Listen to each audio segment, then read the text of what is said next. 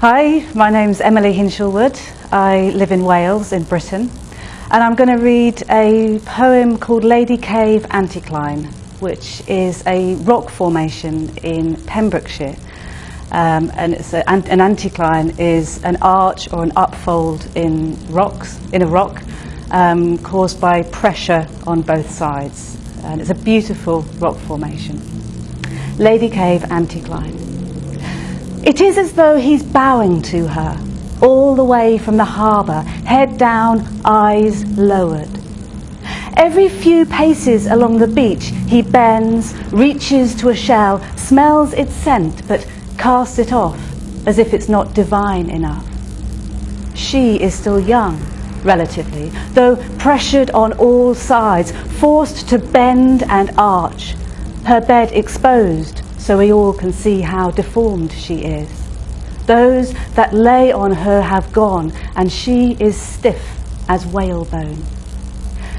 He moves steadily in silent homage until he picks a yellow cone shell, still glistening, freshly flushed, sniffs it, tongue flicks to taste its ridges, salty, feels with clumsy fingers the tiny aperture, the shiny lip-like columella, and strides to Lady Cave Anticline.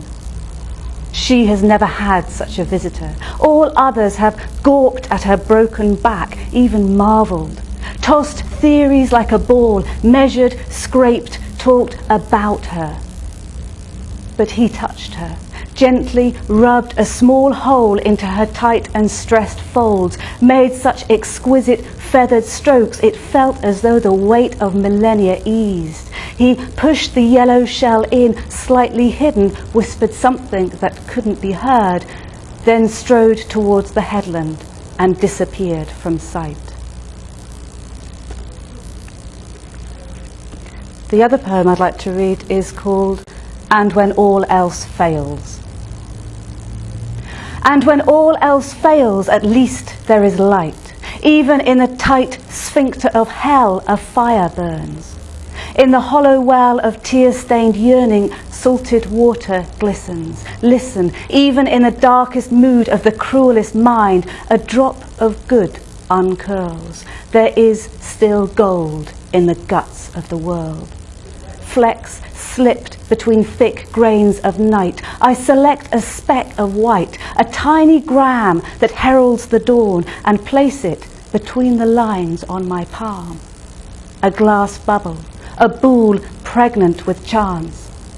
I place it in my mouth where, like space dust, it sings across my taste buds. I tease it with the tip of my tongue, lick and suck, slip the iced white drop in and among the folds of my hungry tongue, ease it to the front, glass bead clenched between my teeth.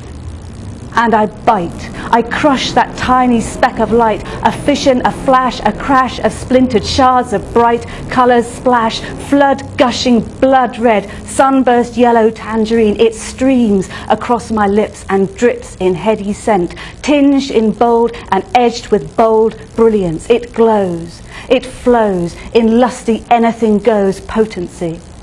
I slurp and slap and swallow, gorge on the leaked rainbow, distilled spectrum of desire, and fire ignites my deepest fear, burning it far, far into the night.